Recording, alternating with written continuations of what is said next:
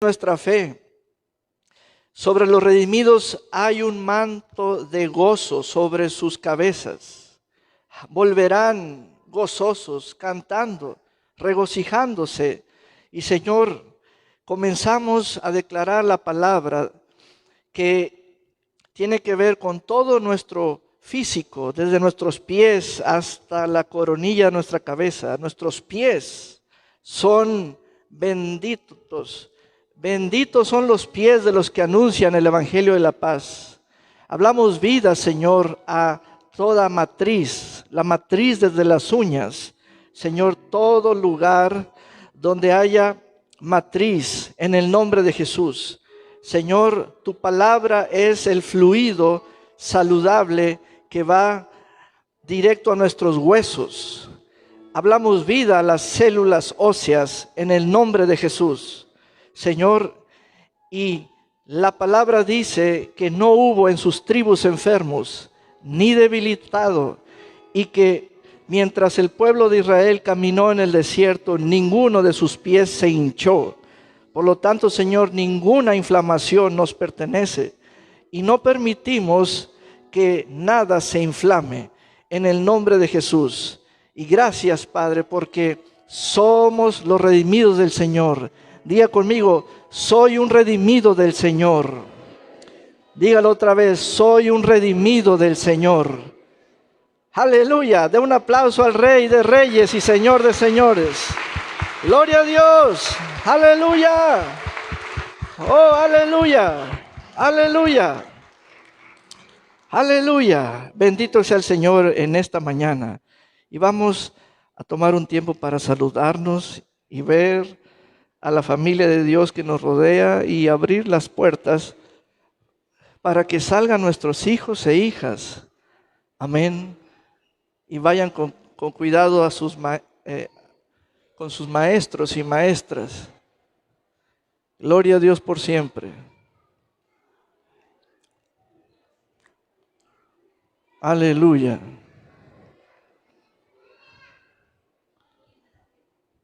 Hola.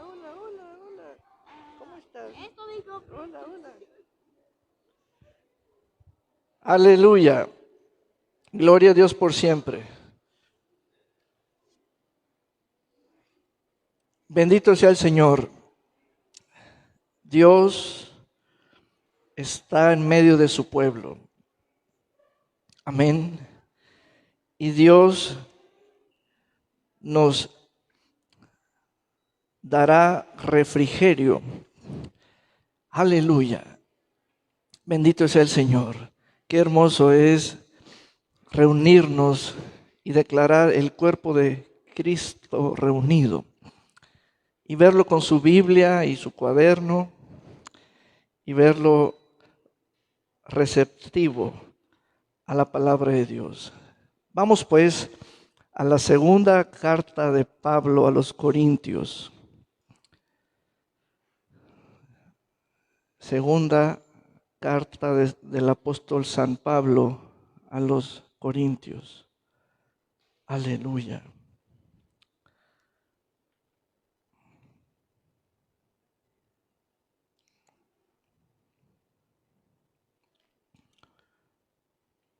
Gloria a Dios por siempre. Capítulo 1. Vamos a trabajar en este capítulo primero. Y vamos a tomar cuidado de las palabras clave. Una palabra clave es aquella en la que recae el peso de la responsabilidad.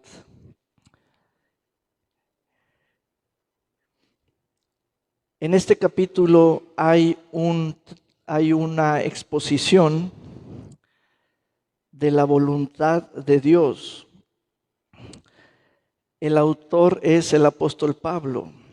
Y este es un mensaje no solo para la iglesia de Corinto, sino para todos los santos. El primer versículo es la piedra de fundamento. Dice el verso 1: Yo, Pablo, el autor, apóstol o el enviado de Jesucristo,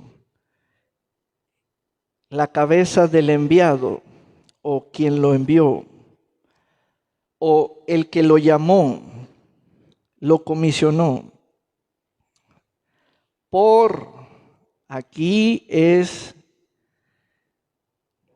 llevarnos más arriba. ¿Por qué? Por la voluntad de Dios. Y aquí tenemos la palabra clave. Sombrea voluntad de Dios. Hermanos, comencé en el servicio de las 9 esta exposición y estoy saturándome. Y quiero que el Espíritu de Dios me ayude a declarar las verdades y el poder de su sabiduría. La voluntad de Dios. La palabra voluntad es la que lleva el peso de la responsabilidad. Y aquí es en relación con el que escribe, el apóstol Pablo. La responsabilidad sobre Pablo o la responsabilidad de Pablo, ¿quién la tiene? Dios. La voluntad es la expresión de lo planeado, de lo pensado, de lo que Dios quiere. Esta es la gran palabra que a lo largo del primer capítulo el apóstol Pablo va a desarrollar. Les vuelvo a poner el énfasis, porque lo vamos a estar insertando después de leer varios versículos. Les voy a volver a decir, aquí la responsabilidad recae en la palabra, voluntad de Dios. Dice, y el hermano Timoteo, aquí tenemos a una generación joven que está sujeta a Pablo. Pablo, rodeado de hermanos como Lucas, Silas o Silvano, Timoteo, etc. Saludamos a la iglesia de Dios que está en Corinto, con todos los santos que están en Acaya, en toda Acaya. Que la gracia y la paz de Dios nuestro Padre y del Señor Jesucristo sean con todos ustedes. Y este es el saludo. Vamos a leer los siguientes 2 versículos. Entra el apóstol Pablo a introducir la primera expresión de algo que Dios tiene planeado.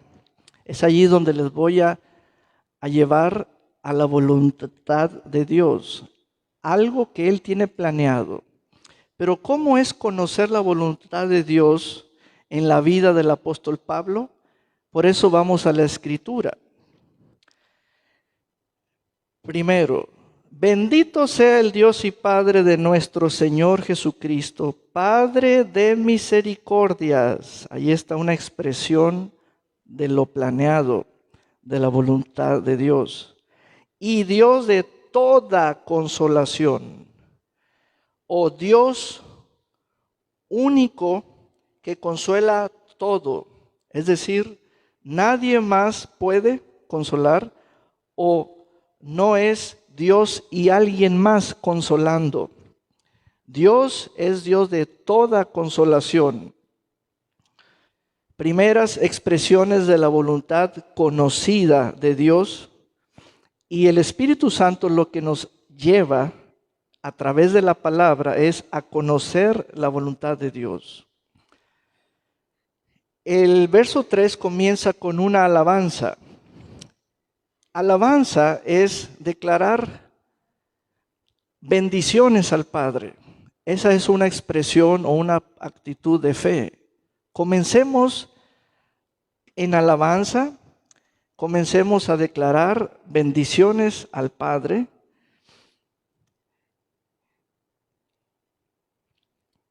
Y vamos a seguir leyendo. Esto que comenzó en alabanza va a concluir en acciones de gracias a Dios, pero en el intermedio hay una serie de cosas tan difíciles que nos vamos a dar cuenta de ellas. Dice, quien nos consuela en todas nuestras tribulaciones. Pone una palabra que ya tiene que ver en el lado humano, en la humanidad de Pablo, tribulaciones. Esas tribulaciones son típicas que por creer en Cristo, son típicas de la fe. No es por portarse mal, no es por andar de agresor o transgresor de la ley, no. Son típicas de alguien que profesa el camino de la fe. Pablo dice, nos consuela en todas nuestras tribulaciones, para que también nosotros podamos consolar a los que están sufriendo. Vean la crisis. Pablo se dio cuenta de que el creyente de inmediato se situaba en un estado emocional. Hermanos, esto es cierto. Se situaba en un estado de emocional, pero ¿cómo se llaman esas emociones? Le voy a decir. Titubeos, vacilaciones, algo similar a estar confundido.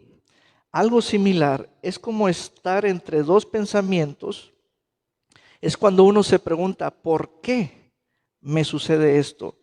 ¿Por qué siento esto? ¿O por qué pasó esto? Sí, Dios, sí, el Padre, sí, soy creyente, etc. El apóstol Pablo se dio cuenta de que ese era un panorama en las congregaciones y lo expuso así. Así como yo soy consolado, yo puedo consolar a otros que están sufriendo. Ahora, están sufriendo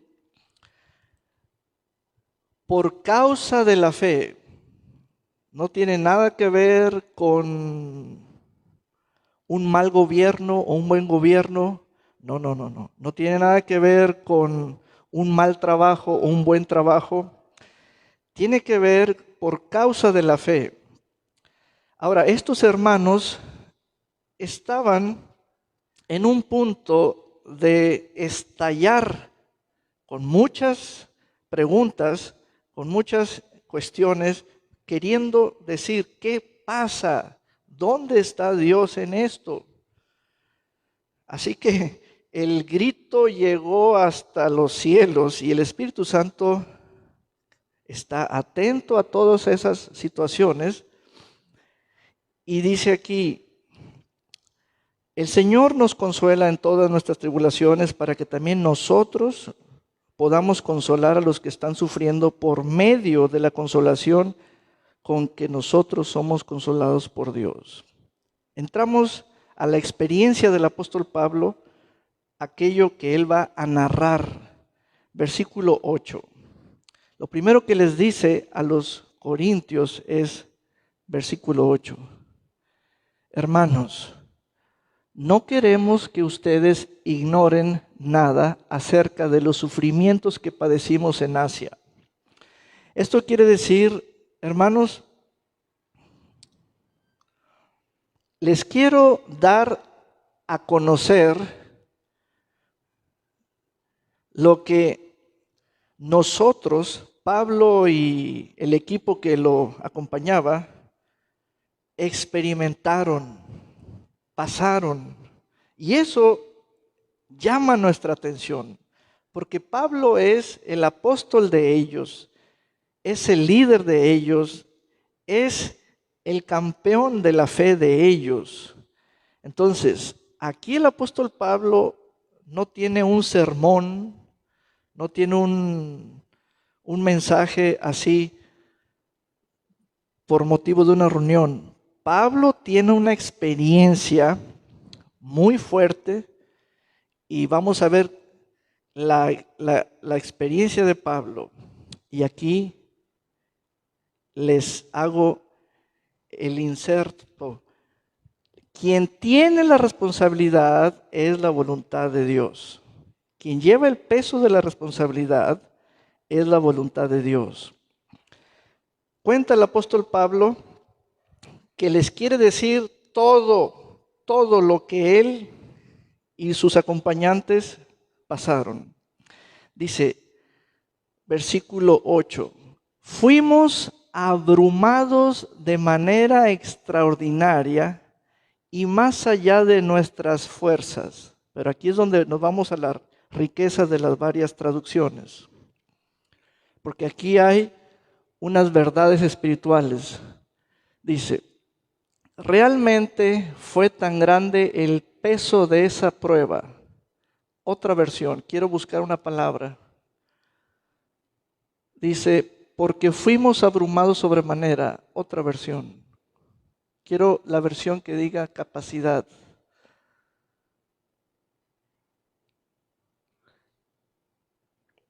Pesada carga.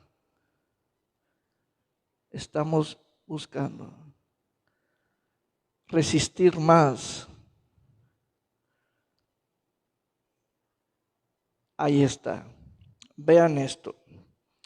En este versículo vamos a tener una visión de nuestra constitución como ser humano. Número 1. Dice el apóstol Pablo y lo pone de una manera concisa. Fuimos oprimidos, eso es algo externo, de afuera hacia adentro, y agobiados, es decir, aquello fue intenso, más allá de nuestra capacidad de resistencia o de aguantar. Tome nota de esto. En usted, en su constitución espiritual, hay algo que se llama capacidad de aguante. Dice Pablo que él usó su capacidad como primera línea de defensa frente a algo que iba creciendo de manera adversa, contraria y agresiva en su contra. Pero aquí nos da una revelación. En cada uno de nosotros hay una trinchera que son los primeros momentos de fuerza que usamos, que es nuestra capacidad de resistencia, de aguante, etc. Sucede que esa primera defensa, línea de defensa, no pudo. Y cuenta el apóstol Pablo, de hecho al estar narrando yo me imagino como en las películas, una trinchera, hay unos soldados disparando, pero vienen contra ellos tanques, ahora sí que como los rusos, y están disparando y los soldados quedaron muertos. Entonces, dice Pablo, todo ser humano tiene esa capacidad, pero cuando algo va más allá del límite, ahora deje que el Señor le revele, porque alguien puede estar oyendo límite financiero, capacidad financiera, capacidad de soporte en algo extenuante, en algo cansado. Es decir, usted está oyendo al Espíritu de Dios decir, se trata de esto en tu caso, se trata de esto en tu caso. Esto es respecto a lo tuyo y tú entiendes que estoy refiriéndome a esto, porque tenemos varios casos. Cuando esa capacidad es sobrepasada, quiere decir que algo se vino con toda su fuerza agresiva. Cuando esa capacidad es sobrepasada, entonces entra a una siguiente línea de defensa o territorio más adentro que se llama lo que pensamos, que es allí donde tenemos nuestra forma de pensar, nuestros pensamientos, nuestra estructura de pensamientos. Están allí lo que creemos también. Quiero preguntarles si pueden ver eso, si pueden ver que son dos cosas en la misma persona y están claramente diferenciadas. Miren, cómo la palabra de Dios nos conoce. Y no está hablando en términos clínicos de el cutis o lo epidermis, no, está hablando de nuestro interior. Está hablando de nuestro interior. Ahora, en esos términos de la capacidad, el Señor nos ayuda y el Señor siempre nos dice, fortalece esa capacidad, porque cuando se trata de capacidad es algo que uno puede incrementar. Luego, estas adversidades fueron tan hostiles, tan agresivas, que penetraron e invadieron los pensamientos del apóstol Pablo. Hermanos, ese terreno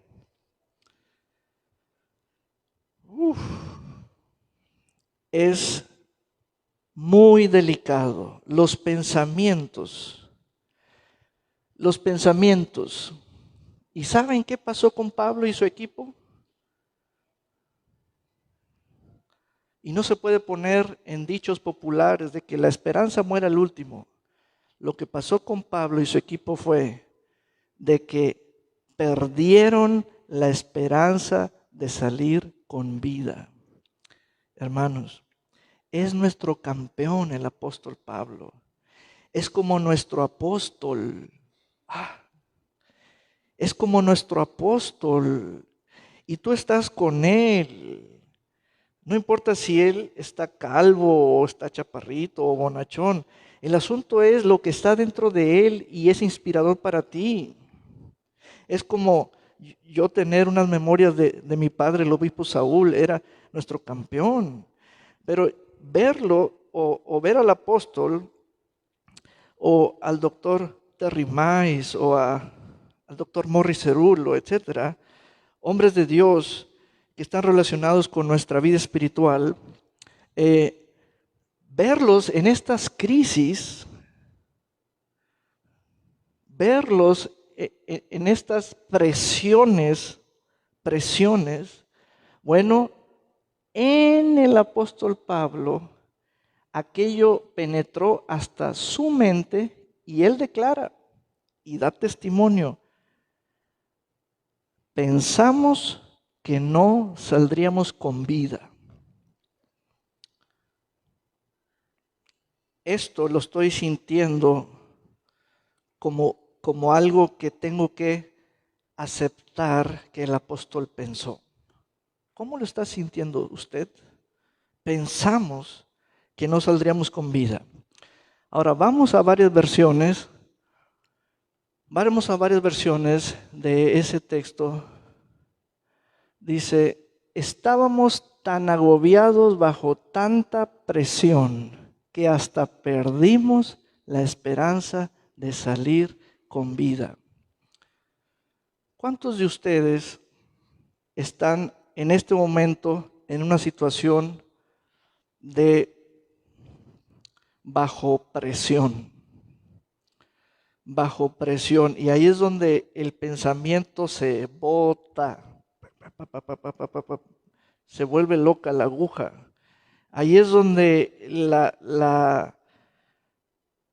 las fuerzas se minan y uno dice, ¿qué me está pasando? Esto es real. Esto que estamos leyendo fue en la carne, es decir, en la humanidad de Pablo. Y sabes, cuando ya está al nivel de los pensamientos, ¿sabes cuál es el pensamiento que tenemos? ¿Y qué de la voluntad de Dios? ¿Ves? ¿Y qué de la voluntad de Dios? Es decir, cuando yo cuestiono eso, mi enfoque es, ¿qué está pensando Dios? Porque mira cómo estoy en este momento. A mí me interesa saber qué está pensando Dios. Por eso les dije, presten atención a la palabra clave sobre la cual recae el peso de la responsabilidad de todo lo que se derive de ella.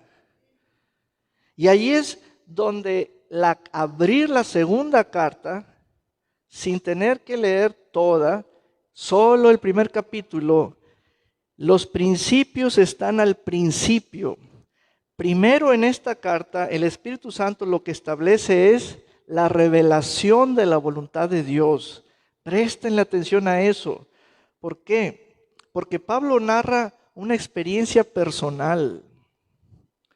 No son cuestiones de todos los días, pero sí se pueden catalogar como cuestiones de vida o muerte.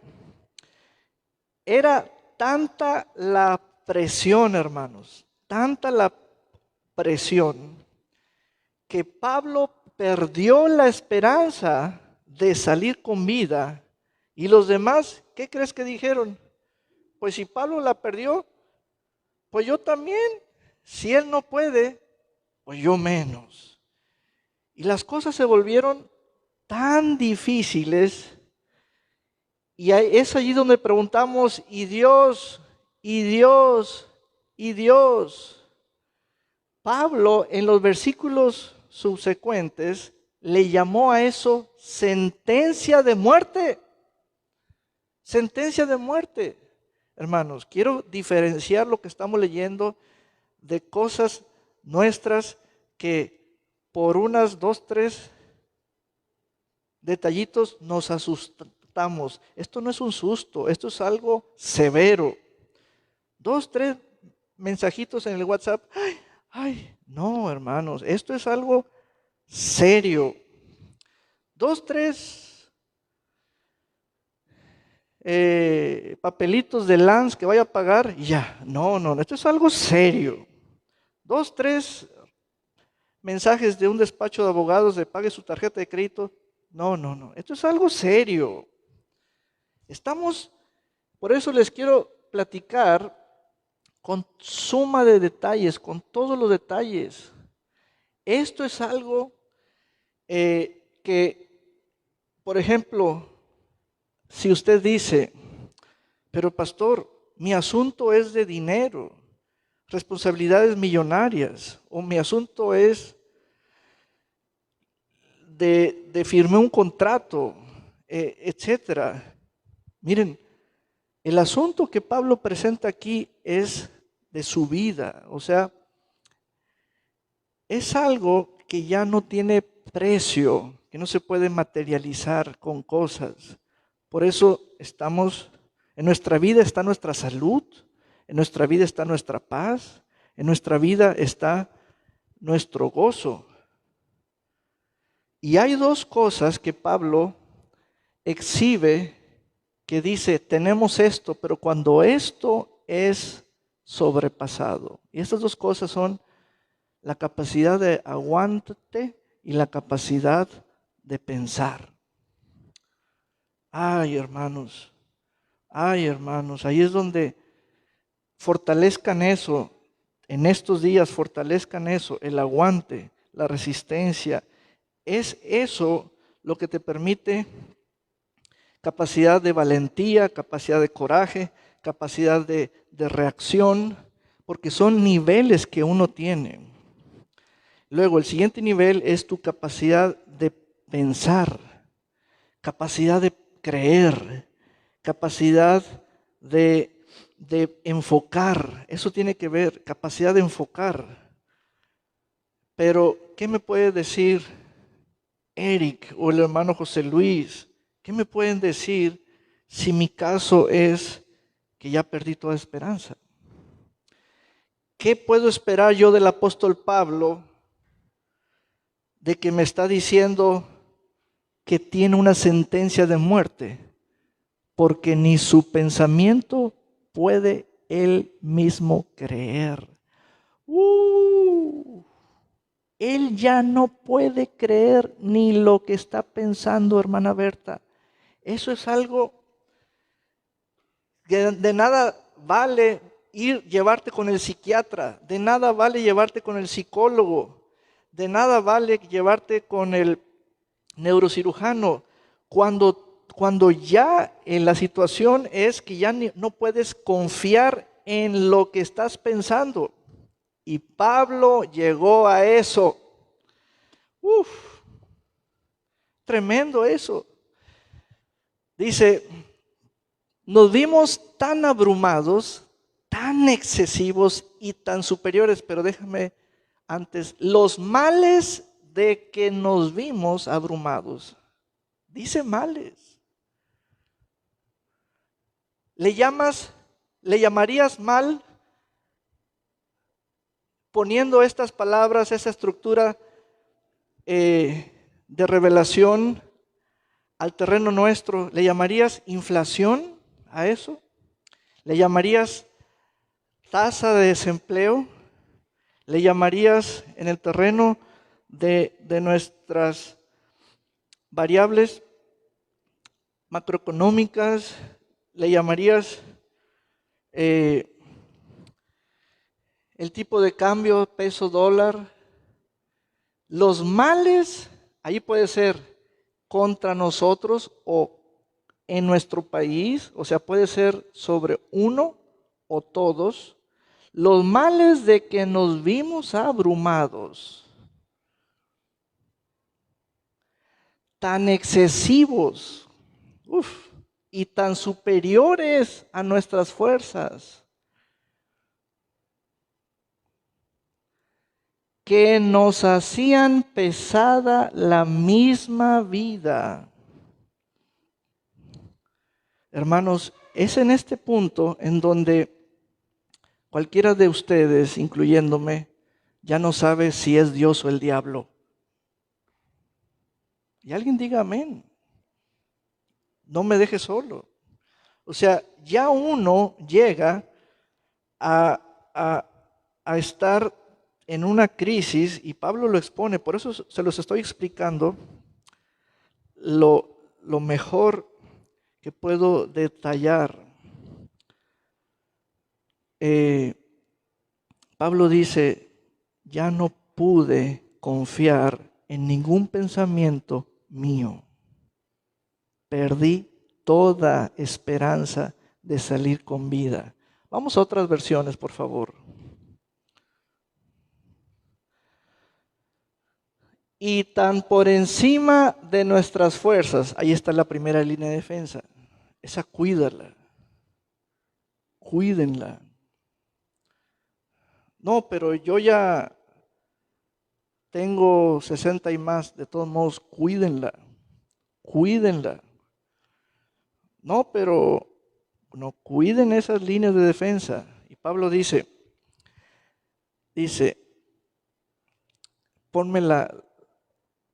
fuimos cargados más allá de nuestras fuerzas, de tal manera que estuviésemos en duda de la vida. Pero la otra versión, y tan por encima de nuestras fuerzas nos abrumó que llegamos a perder toda esperanza. Esperanza es a nivel de los pensamientos, creencias, enfoque. Y cuando eso ya no es útil, ¿qué queda? Y cuando tu cónyuge te pregunta, ¿y de qué vas a trabajar? Y tú le respondes, no sé. Y cuando platicas con tu asesor y el asesor te dice, invierte en esto, y tú le respondes, ¿sabes qué? Ya no tengo ganas, ya no creo en nada.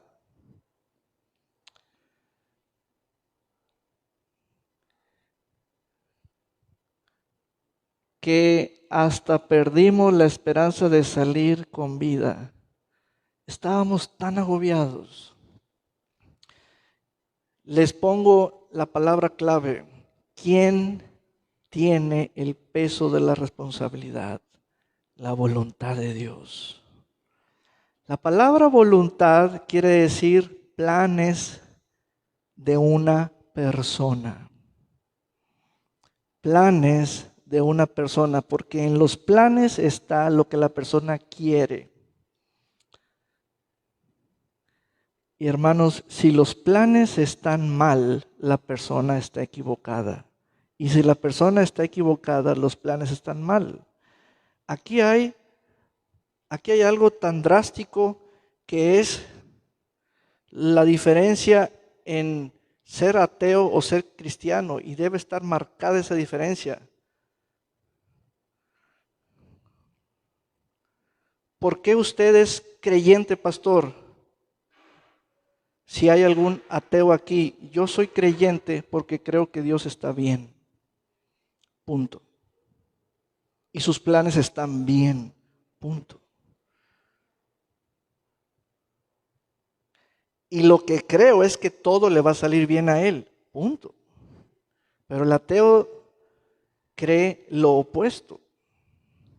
Cree que Dios está mal y sus planes están mal. Estos son temas delicados porque tenemos aquí a un apóstol de Jesucristo, es decir, la reputación de Jesucristo está en juego, está en juego. ¿No nos lleva el Evangelio a creer en Jesucristo? ¿Ven? Entonces Pablo dice, se acabó conmigo, ya. Y el otro le dijo, ¿y nosotros qué? Pues también. ¿Cómo? Ahora, siguiente versículo, ya expliqué bastante bien. Dice, tuvimos dentro de nosotros mismos la sentencia de muerte. ¿Ves esa parte? Dentro de nosotros mismos. Ya no era un asunto de salvarse con las manos, o salvarse con el dinero, o salvarse con una selfie. No, hermanos. Ya no es un asunto de salvarse con el celular. ¿A quién le llamo? Ay, ¿a quién le llamo? No, hermanos. Ya es un asunto que ya te penetró y te invadió. Ya no, lo demás que puedas tocar no sirve para nada. Sentencia de muerte. Ponme al principio.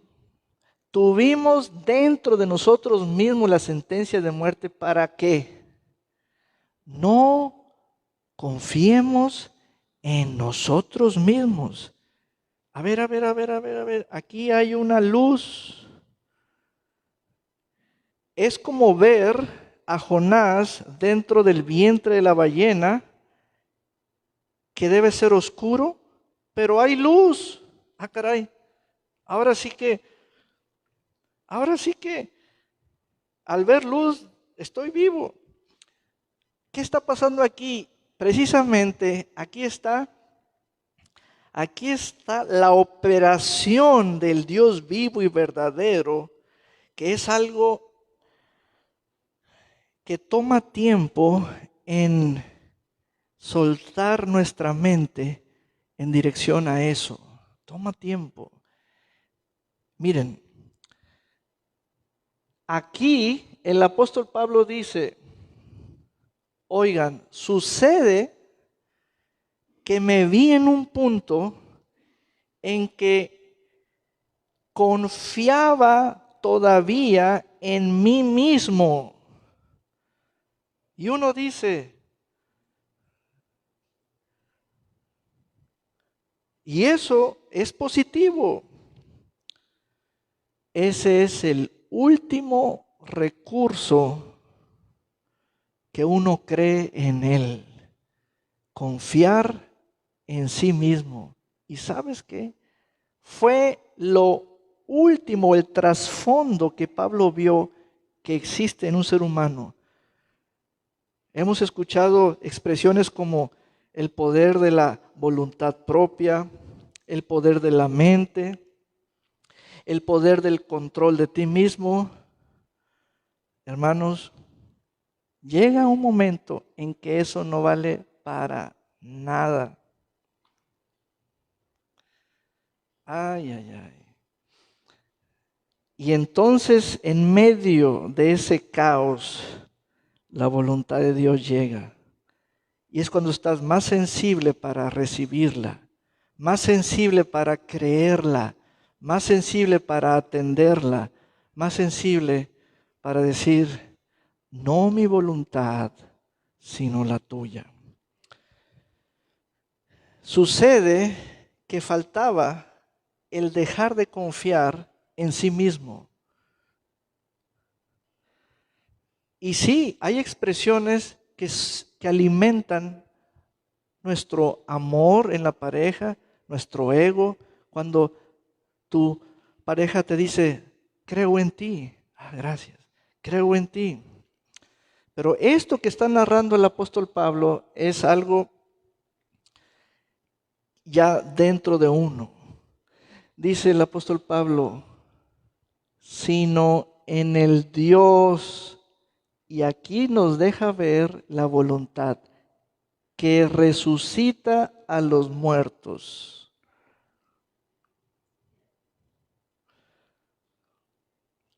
Aquí hay conocimiento de la voluntad de Dios, pero vamos a trabajar con las diversas versiones.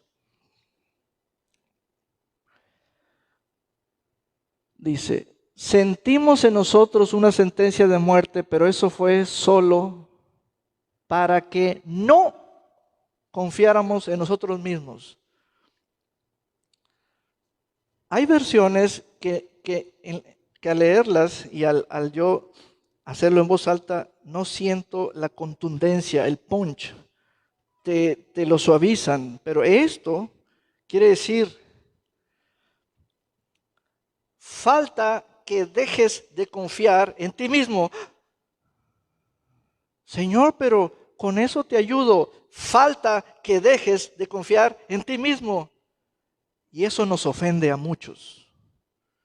Falta que dejes de confiar en ti mismo. Y Pablo también confiaba en él mismo, en sí mismo. Y ahí está la voluntad de Dios. Pablo, haga esto. Confíe en Dios. Deje de confiar en sí mismo. Ahora, vamos a varias versiones porque es allí donde nos pone el texto buenos verbos. Hay uno que dice enseñarnos, dice, pero esto sirvió para enseñarnos a no confiar en nosotros mismos. Ay, pero si eso nos predican en la tele, en los libros, en los conferencistas,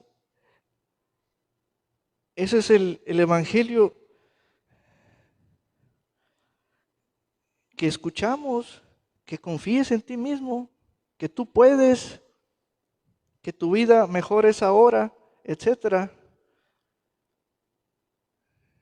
Que si estás preparado, ¿de qué tienes que desconfiar? Y nos topamos con este principio.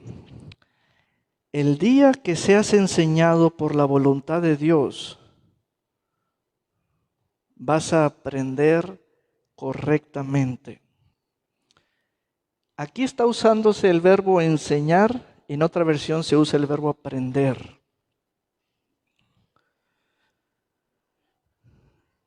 Para enseñarnos a no. ¿Qué hace ese no? Ese no desprecia lo que yo hago por mí mismo. Desprecia, lo cancela, lo erradica, lo hace inútil. Esto da coraje contra Dios, porque creemos en nosotros mismos. ¿Ves? Y Dios le mostró a Pablo, tienes que creer en mí no más, ni siquiera en ti, Pablo. Ahora, otra versión para descubrir donde dice aprender. A ver otra. Ya la tengo ahí subrayada.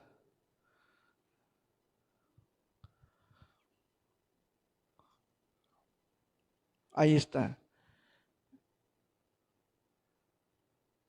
A ver, súbele más.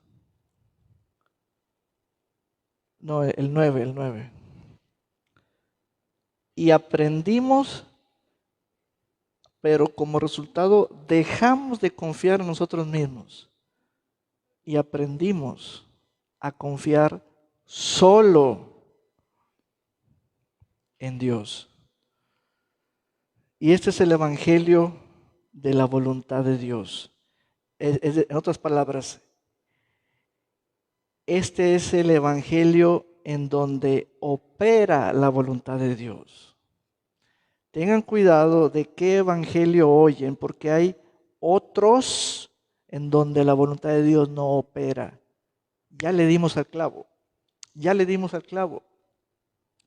Y por eso andan unos, oyendo a otros, y es sencillo la conclusión. Hay otros evangelios en donde no opera la voluntad de Dios, porque cuando la voluntad de Dios opera es algo que tú dices, la expresión que habló el Señor en su más profunda crisis: no mi voluntad, sino la tuya.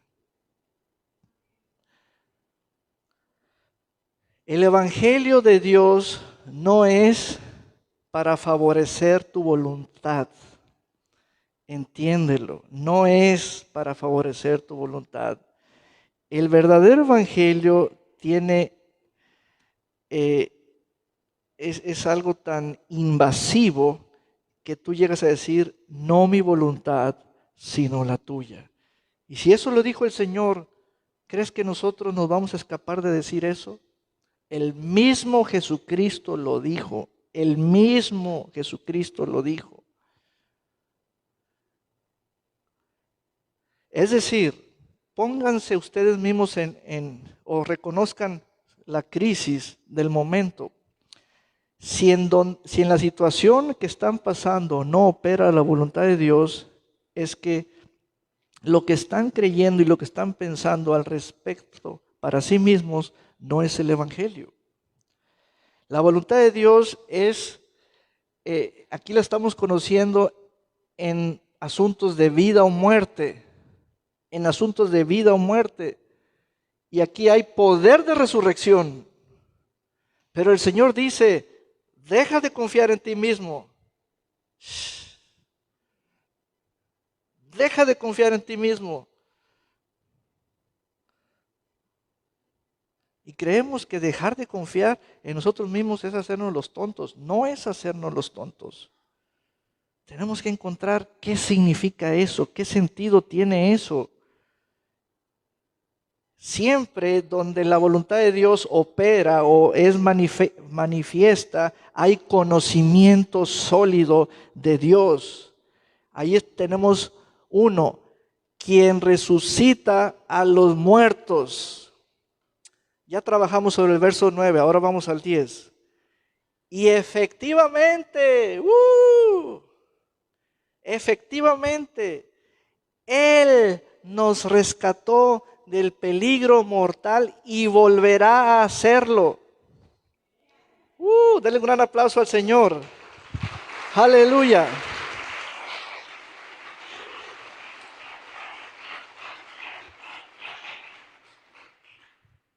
Vamos a otras versiones, por favor. Del verso 10, sí. Otra versión, sí. Él nos rescató del gran peligro de la muerte y nos seguirá rescatando. Otra versión. Él nos libró de ese peligro. ¿Quién? Él. ¿Yo le ayudé? No, Él, nomás Él. Hermanos, si la voluntad de Dios es buena, Dios es bueno. Si Dios está en lo correcto, la voluntad es correcta. ahí hay un principio de virtud.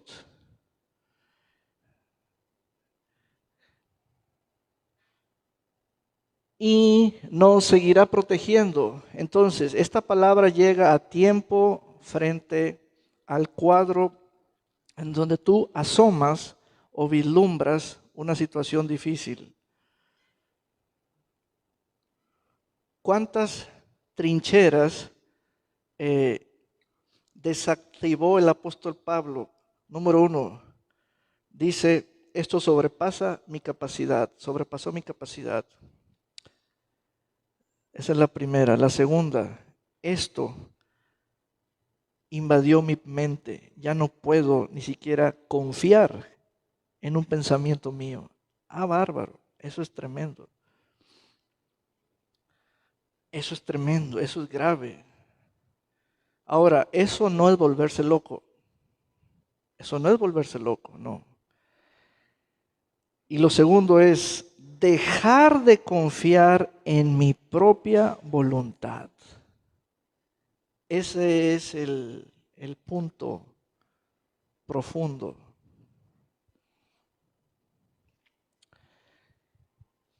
En Él hemos puesto nuestra esperanza y seguirá amparándonos. Versículo 11. Siempre que ustedes nos ayuden con sus oraciones. Si son muchos los que piden por nosotros, serán también muchos los que darán gracias a Dios cuando nos toque recibir. Aquí el desenlace es armonioso. Número 1, la palabra orar. Número 1, la manifestación de que sean muchos o la presencia de muchos. Hermanos, ¿qué hace la oración aquí? Es la voluntad de Dios que oremos los unos por los otros. Hoy yo les pido, oren por su pastor, oren por mí. Y dice el texto, que sean muchos. Muy importante eso, que sean muchos. Ve el versículo 11 en la Reina Valera contemporánea. ¿Qué hace la palabra muchos? Sombrea, si muchos oran por nosotros.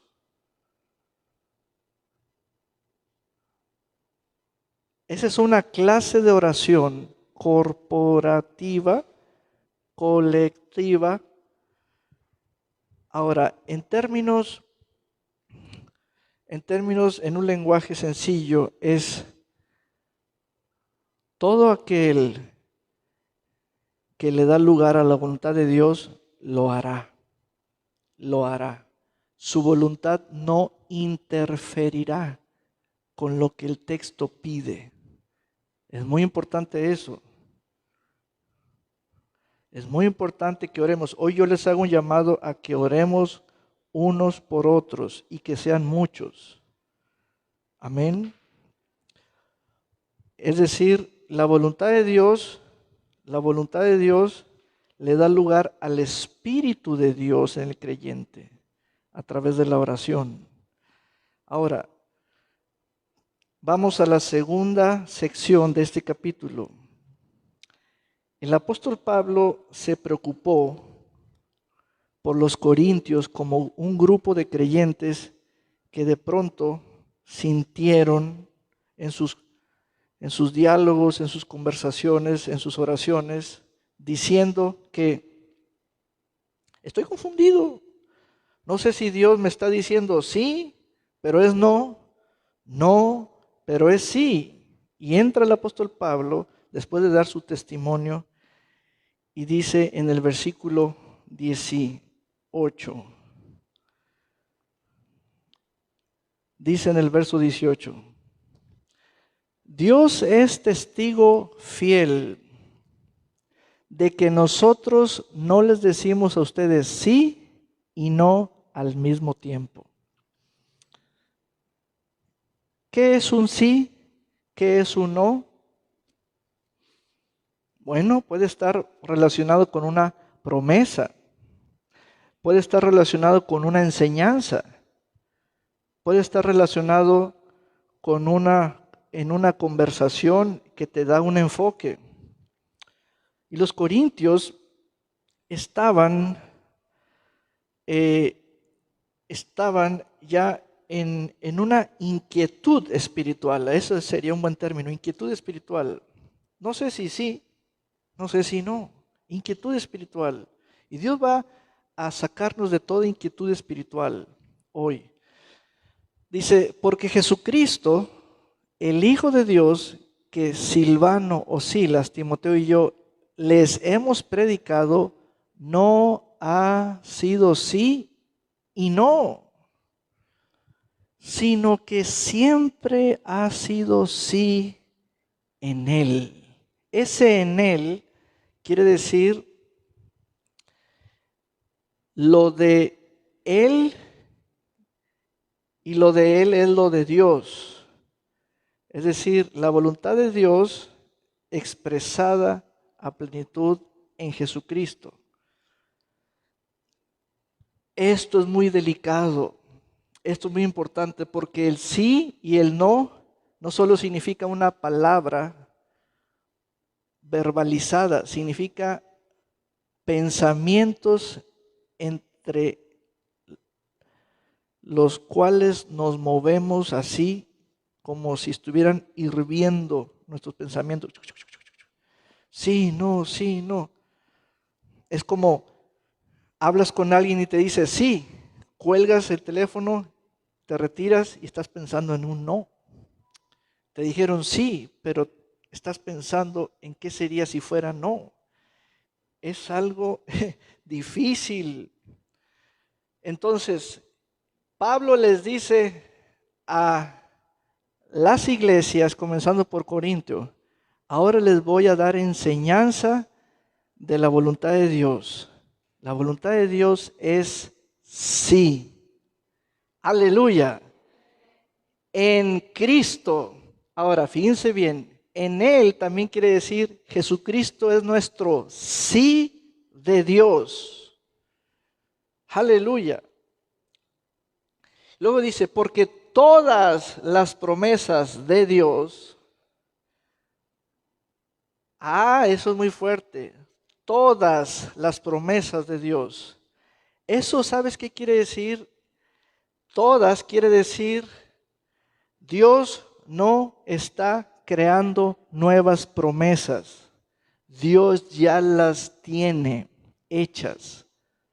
Ay, Señor, esto me tienes que decir algo nuevo. No, no te voy a decir nada nuevo, esto ya lo dije. ¿Cómo? Por eso cuando Él dijo todas, es que no hay nada que Él no haya dicho que sea ocasión de un día como hoy, tuyo, y le demandes a Dios, ¿qué pasó con esto? Esto no tiene promesa, mándame una, ¿no? Todas las promesas de Dios. ¿Por qué de Dios? ¿Por qué de Dios, Eric?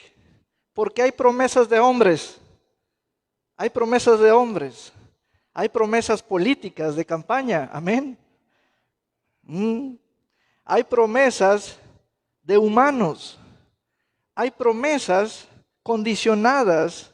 Hay promesas por patrones. Hay promesas por empleados. Sí, le voy a echar ganas. Sí, le voy a echar ganas. Hay promesas entre dos que se aman y son marido y mujer. Y Dios está diciendo, yo les ofrezco mis promesas para que vivan por ellas. Y ellas ya tienen el sí. Miren, esto es muy importante. Todas las promesas de Dios en Él son sí. Den un gran aplauso al Señor. Aleluya.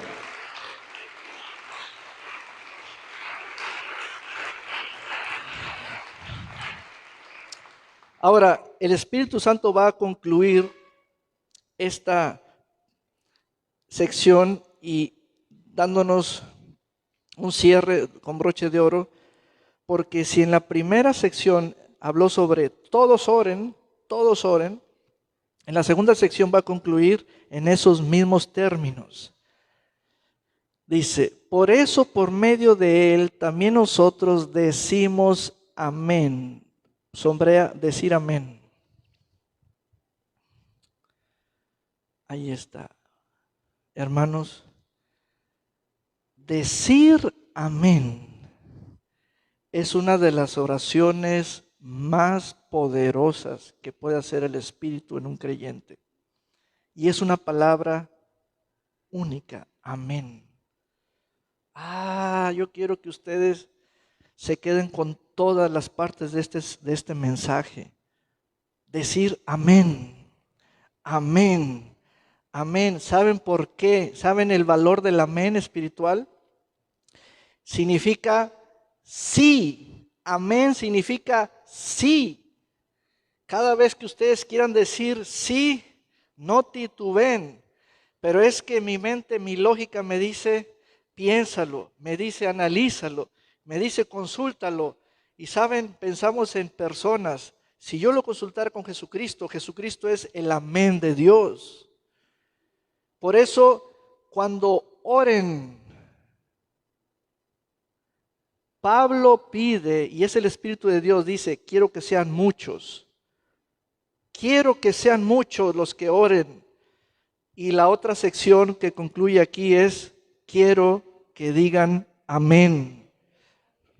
Está bien claro, también nosotros decimos amén. Decir amén es tomar autoridad espiritual. Decir amén significa no contradicción, no chocar, no contradecir a Dios.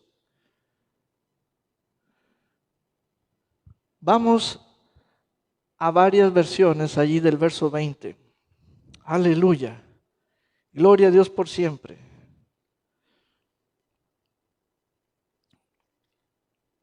Dice, no importa cuántas promesas haya hecho Dios, Cristo siempre ha sido el sí de todas ellas. Por eso, por medio de Cristo, cuando alabamos a Dios, decimos así sea. Padre, te alabo y te bendigo, tú eres mi Dios, mi sanador. Amén a eso. Y el Espíritu Santo dice, Padre, este hijo tuyo no te contradice. Este hijo tuyo piensa como Cristo.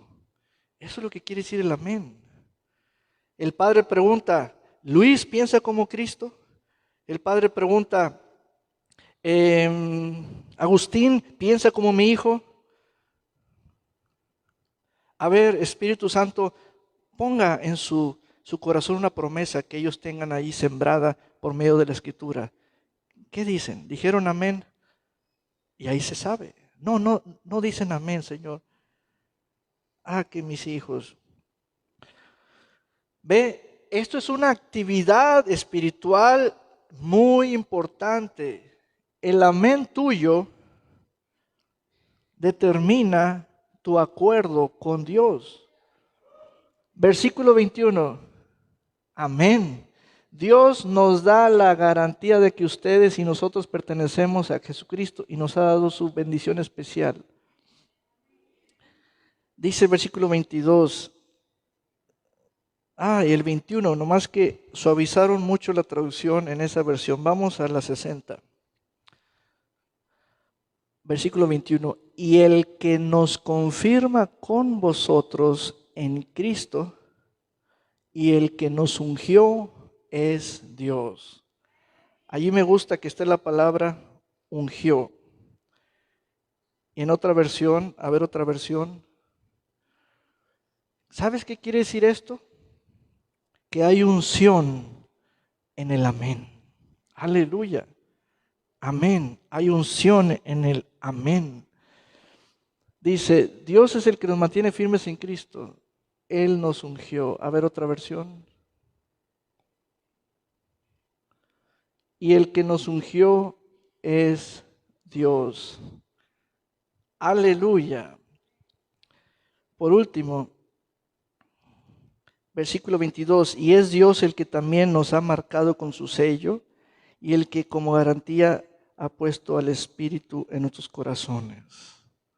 Amén. Ahora, el versículo 24 me llama mucho la atención, es el último, el 24. Nosotros no somos los dueños de su fe. Vamos a otra versión, por favor.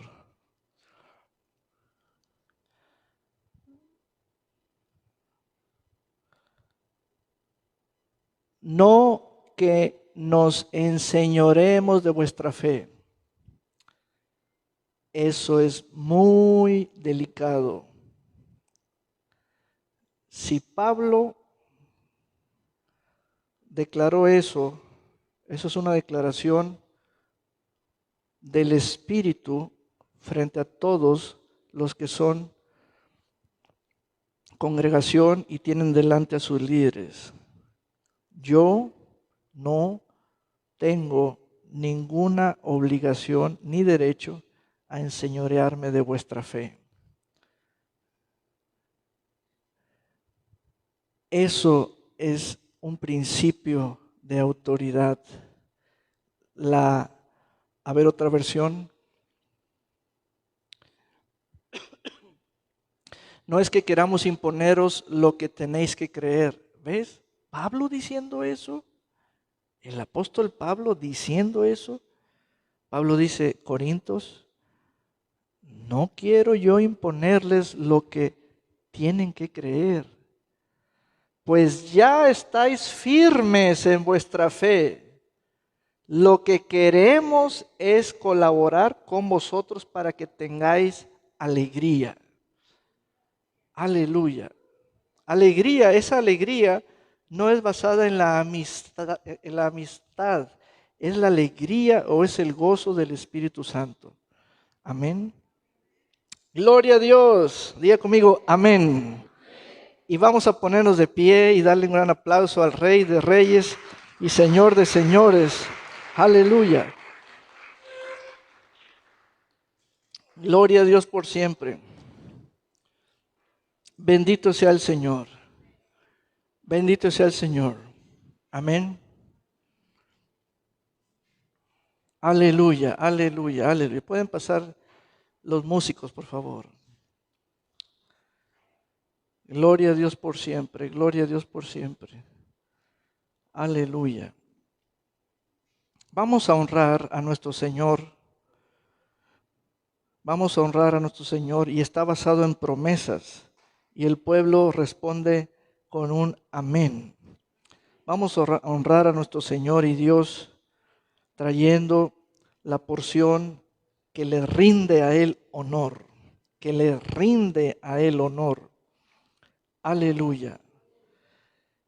Esto es tan interesante que en términos de cómo un ser humano lo vive, soy sacerdote de y para Dios, que tengo en mis deberes sacerdotales, tengo derecho a tomar lo que es sagrado y yo ofrecerlo a Dios. Y eso es muy delicado. En el Antiguo Testamento, cuando Dios daba el derecho de que alguien tomara lo sagrado, se jugaba la vida. En Cristo, Dios nos da oficio sacerdotal con vestiduras, con una gracia que nos reviste y nos dice, ahora hazlo tú.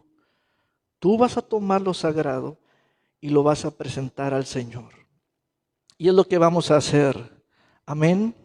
Diga conmigo, ofrezco al Señor primicias, diezmos, ofrendas, sacrificios, en uso de mis bienes, los transfiero a la voluntad de Dios. En el nombre de Jesús. Y diga conmigo Malaquías 3:10. Traed todos los diezmos al alfolí y haya alimento en mi casa.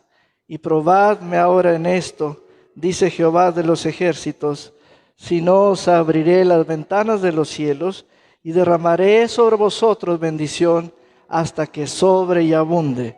Malaquías 3:10. Amén y amén. Aleluya.